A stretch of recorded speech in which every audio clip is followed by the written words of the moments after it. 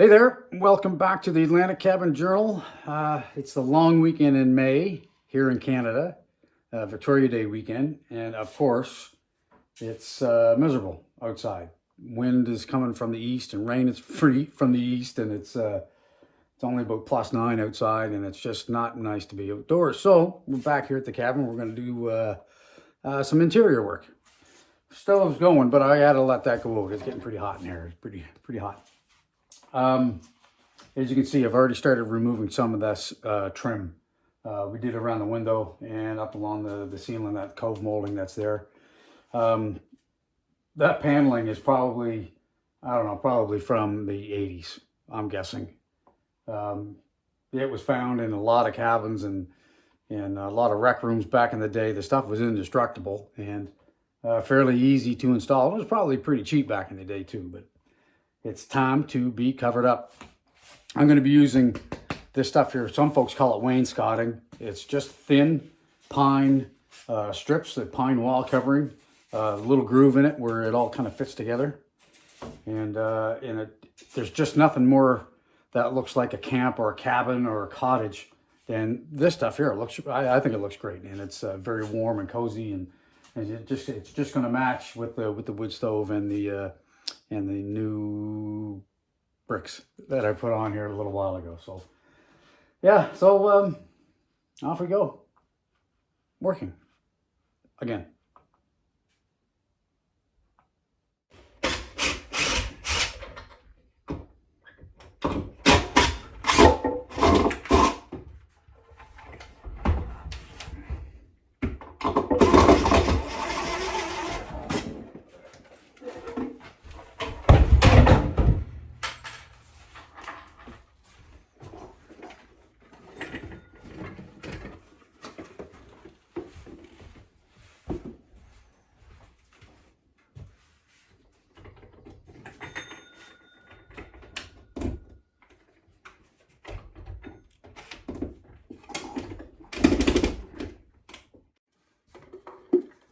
This is one of the oldest pieces of furniture and decoration that's down here.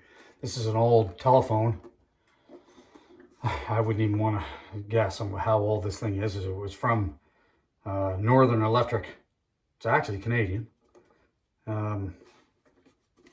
Pretty neat little deal.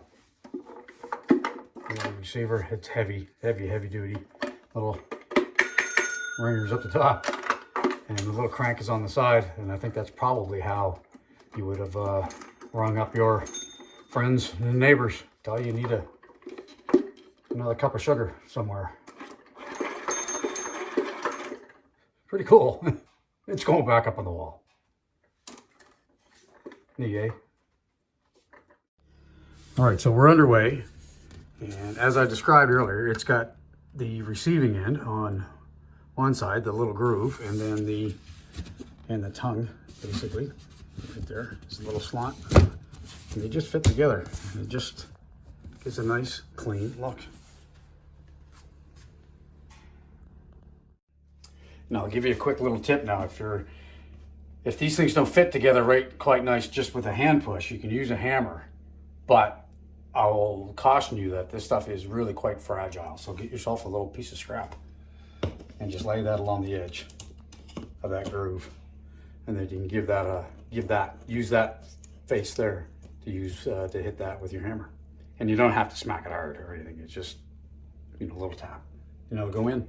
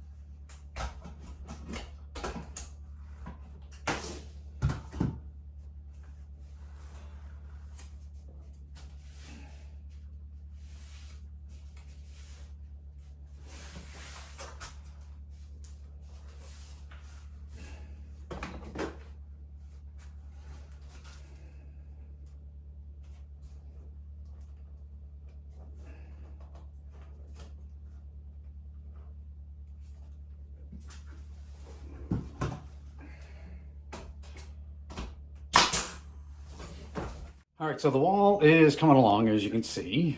We're doing pretty good here, and I got one package left, and I think we're going to be just fine. But now we're going to be making some room right here for mantle.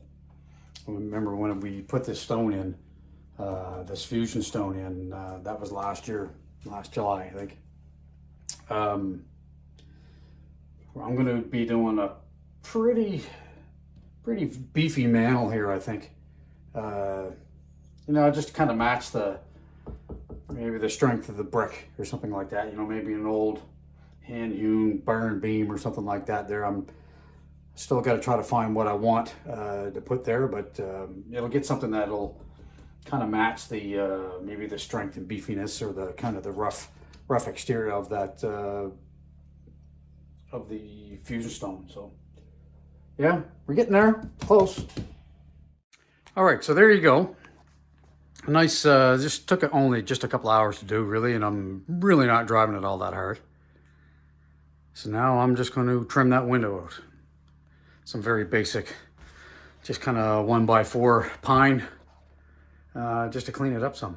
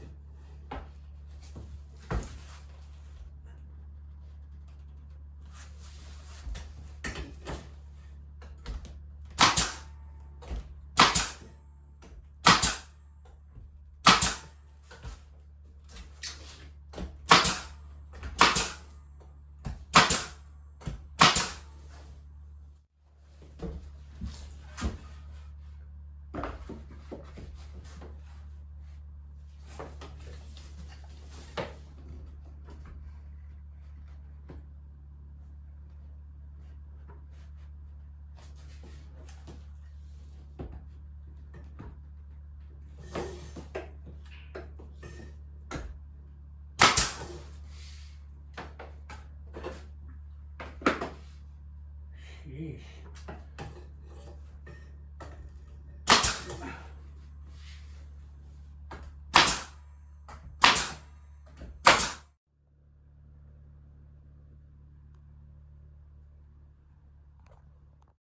All right, so there you go. Wall is all done, and the window's all trimmed out. I just got to put shelves and everything back up. So not a bad little afternoon. You know, it's raining out. Well, stove was going, but that's, yeah, a nice little afternoon to do some nice little bit of trim work. And I love the look of it, really do.